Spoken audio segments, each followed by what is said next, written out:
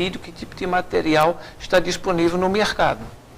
Exato, essa escala, essa linha de operação parece ser muito importante. Por exemplo, o que vem sendo falado internamente sobre as microempresas e pequenas empresas, que elas dão suporte à economia, dão empregos, e nessa área de exportação há uma presença minúscula dos microempresários, não é? Sim, é porque, como eu falei aqui, entrar no mercado internacional exige preparo, exige maturidade, exige também o fôlego financeiro de poder investir, ir várias vezes para feiras e insistir até realmente conseguir se estabelecer no mercado. O SEBRAE faz um trabalho realmente sério nisso, a CNI também, realizamos alguns estudos agora para a Confederação Nacional da Indústria, não é? Agora, é claro que precisaria-se de uma quantidade muito maior de empresas e organizadas, né, de forma a criar grupos que deem essa força para poder estar no mercado externo. Aqui, por algum tempo, a Federação do Comércio do Estado organizou missões empresariais junto a outros países, foram a China, foram a Ásia e outros países asiáticos, foram a Europa, levando empresários pernambucanos para se entenderem com as autoridades de exportações, autoridades comerciais de outros países. Isso funciona, na verdade, essas missões empresariais? Olha, claro, quando bem organizadas e focadas em negócio, elas podem funcionar muito bem. Agora, elas precisam de todo um trabalho anterior e posterior para, digamos assim, amarrar as coisas, né? Uma boa missão técnica, ela pode ter vários objetivos diferentes. Você pode ter a missão de estudo, então você vai e leva para conhecer como as coisas funcionam lá fora. Então, não tem nenhum objetivo inicial de realizar negócios. Você pode ter a missão de negócios, efetivamente, onde você vai realizar rodadas de negócios com matchmaking, né? O matchmaking significa o quê? Você encontrar um par que realmente tem a ver entre comprador e vendedor para fazer negócio. Para isso, você precisa ter uma boa preparação e seleção das empresas dos dois lados, não é? Para fazê-los se entenderem e efetivamente realizarem negócio. E depois a empresa brasileira precisa de apoio técnico para que ela possa realmente dar essa continuidade. Porque a pequena empresa que hoje não tem estrutura, como é que ela vai saber como fazer isso depois? Na maioria das vezes não sabe nem falar inglês corretamente para poder negociar. Aí não conhece as técnicas operacionais, né, mais básicas, como o despacho, o câmbio, como usar as ferramentas de comunicação também internacionais. Então, muitas vezes você promove um encontro, mas depois não dá continuidade. E os negócios se perdem. Exato. Eu já tive várias experiências. Uma vez fizemos um trabalho aqui em Pernambuco, com o setor de cachaça, que a nossa empresa fez a pesquisa de mercado, nós fomos lá fora, levamos empresários daqui, identificamos compradores concretamente interessados e colocamos os dois frente a frente. Conversaram, não sei o que, depois nós saímos porque os próprios empresários dariam continuidade. Alguns meses depois descobrimos que não deram continuidade. E aí, o que é que a gente pode fazer? Exato, é uma pergunta que fica para o segundo bloco. A Johan Schneider, o que é que podemos fazer para juntar vendedores e compradores no comércio exterior? Daqui a pouco a gente volta.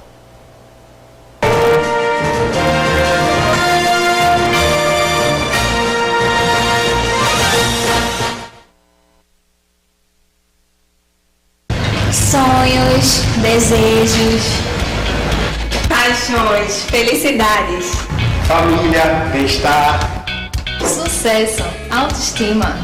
Buscamos isso todos os dias. Mas é preciso também cuidar da nossa saúde, porque sem ela nada acontece. Eu sou Unilife. Eu sou Unilife. Somos Unilife! E você? Unilife Saúde, o plano de saúde da sua vida.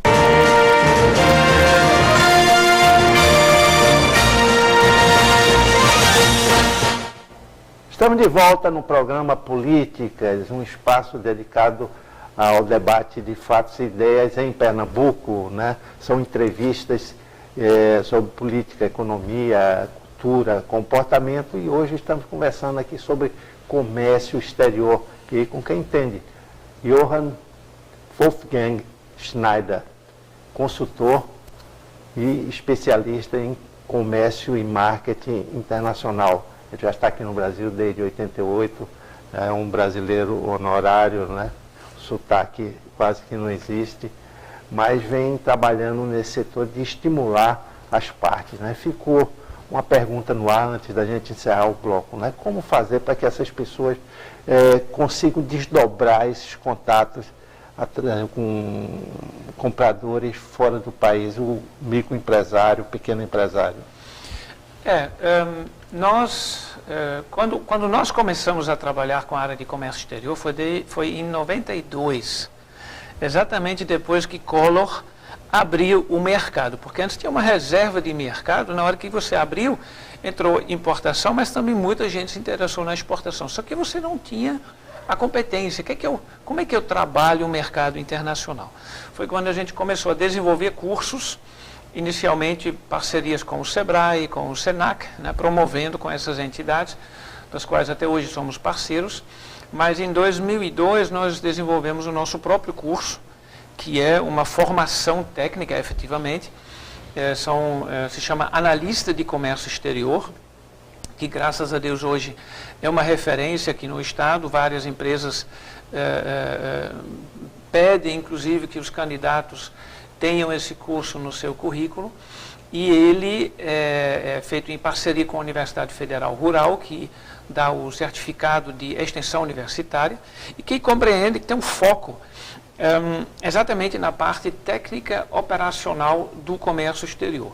Então ele compreende módulos como legislação aduaneira, classificação de mercadoria, câmbio, logística, práticas e rotinas de importação, práticas e rotinas de exportação, marketing internacional, Incoterms, competência intercultural e, no final, uma visita técnica ao Porto de Suape ou ao Porto Seco, né, para aqueles que não conhecem ainda. Essa questão intercultural parece ser muito importante, pesa muito na hora de fazer negócio com o exterior.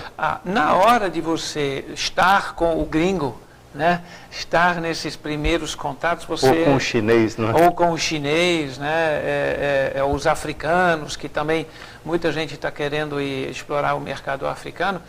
É muito importante você ter essa competência intercultural, né? Você compreender um pouquinho a cultura do outro lado, como também ter essa consciência de que a sua cultura não é conhecida para o outro. Então você também precisa fazer um esforço para ele te compreender um pouquinho melhor. Então essa é a minha própria experiência de vida aqui, né? De ter chegado aqui e uma série de coisas que para nós são naturais e comuns aqui não são, e vice-versa. Então, dentro das suas aulas você costuma dar um exemplo de trabalho em relação aos alemães como você, que tem um comportamento na questão de prazo de entrega, de tipo de mercadoria, e aquele vendedor brasileiro. Que exemplo é esse? O exemplo clássico é aquele onde o tipo de comunicação entre o alemão e o brasileiro é completamente diferente, né? O alemão, ele é extremamente explícito, ou seja, tudo precisa estar explicitado. Ele não tem essa habilidade de ler nas entrelinhas, ele espera que tudo seja bem claro. Enquanto que o brasileiro muitas vezes diz uma coisa e quer dizer outra. Então, o exemplo típico que a gente usa é que quando o brasileiro se compromete e diz: nós vamos entregar tal produto em tal prazo, o alemão entende o quê? Eles vão entregar esse produto em tal prazo. Mas o que o brasileiro, na verdade, está querendo dizer é que se tudo der certo e se Deus quiser, nós vamos fazer o máximo para entregar esta mercadoria em tal prazo. Ou seja, nas entrelinhas ele está dizendo, pode dar em tudo, inclusive nada. E isso é interessante porque você também participa dessa interlocução, dando cursos para executivos alemães de como se trabalha aqui no Brasil e também para trabalhadores brasileiros, como está com os alemães numa gerência de fábrica, né? Isso aconteceu na fábrica da BMW, não é isso? Exatamente. A gente representa aqui no Brasil uma empresa alemã de treinamento, chamada Integrata, e ela atende a BMW em Munique, na Alemanha. E eles nos pediram para atender a BMW aqui. Aqui no caso em Santa Catarina, na nova fábrica em Araquari, e um dos treinamentos que a gente aplicou foi exatamente esse, como trabalhar com alemães, né, visando a preparação dos funcionários brasileiros a trabalharem com os alemães.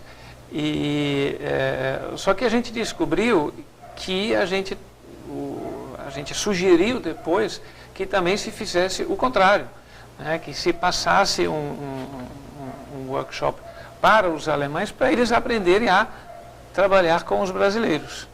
Porque a gente percebeu, né, a gente foi várias vezes lá para a fábrica, né, trabalhando com a equipe, e a gente percebeu uma série de desentendimentos, ruídos na comunicação, justamente por essa cultura diferente. Um exemplo bem interessante é o funcionário que foi contratado para trabalhar na área de planejamento, e ele recebeu as instruções do chefe dele, o alemão, e aí ele foi deixado, como não tinha espaço físico junto do gerente, ele foi deixado numa outra área, temporariamente, e o alemão deixou ele trabalhar. E o brasileiro, inclusive descendente de italiano, né, que é acostumado a ter uma convivência intensa, muitas pessoas, muita gente, começou a se sentir abandonado e inseguro. Será que os alemães estão gostando do meu trabalho? Será que tem algum problema? Quando, na verdade, o alemão estava apenas respeitando o técnico de saber fazer seu trabalho, ao invés de ficar em cima, né, monitorando o tempo todo a pessoa. Então, o que o alemão enxerga como respeito profissional, o coitado do brasileiro estava sentindo como falta de atenção. Exato. Essas diferenças culturais existem em todas as culturas, né? Essa forma de adaptação. Mas qual é o peso dentro de uma negociação? O que equivale mais, o produto ou a relação entre o comprador e o vendedor?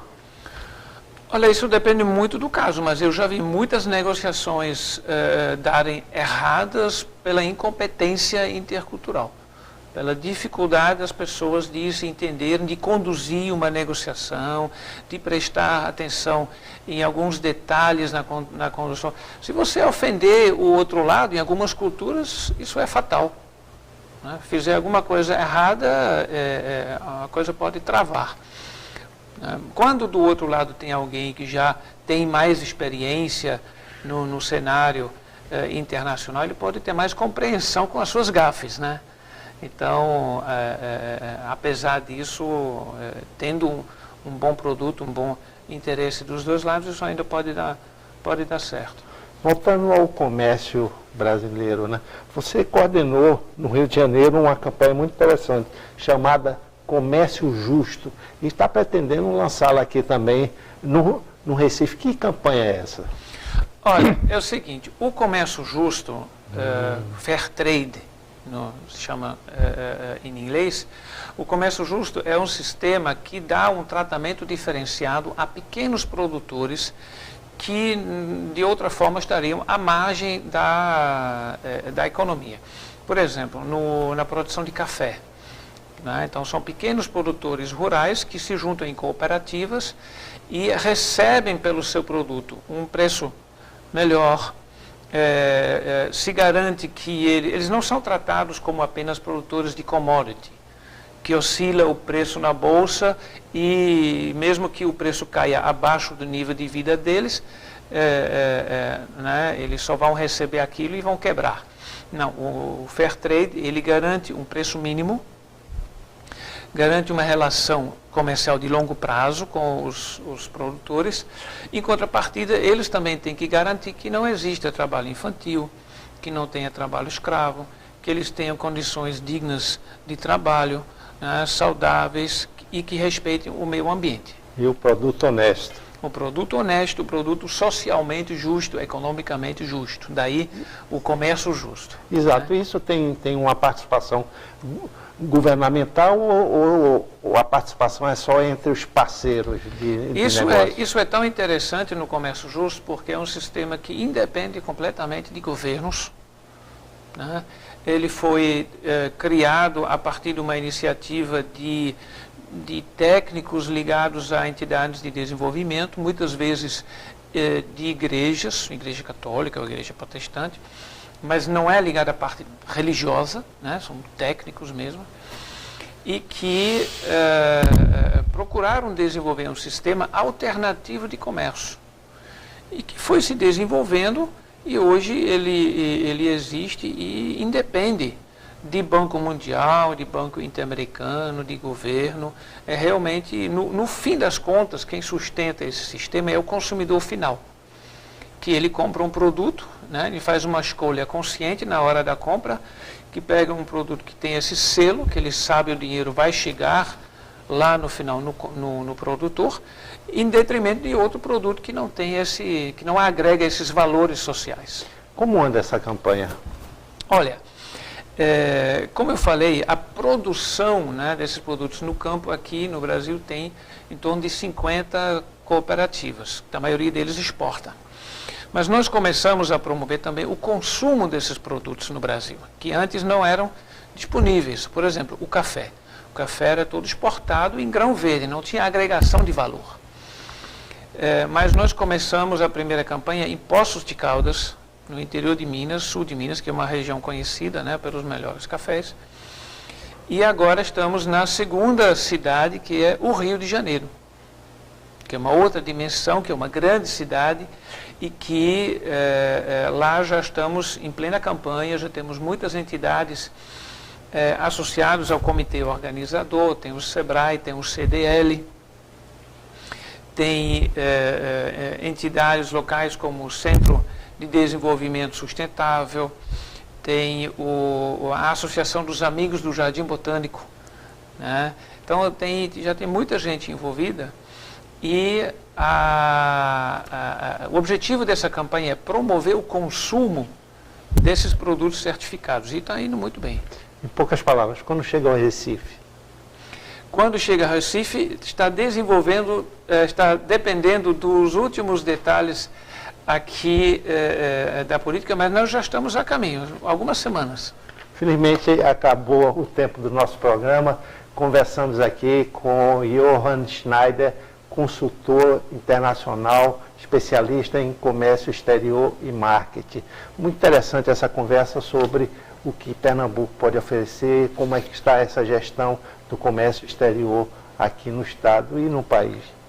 Johann, muito obrigado pela sua presença. Obrigado e até o próximo programa. Agradeço.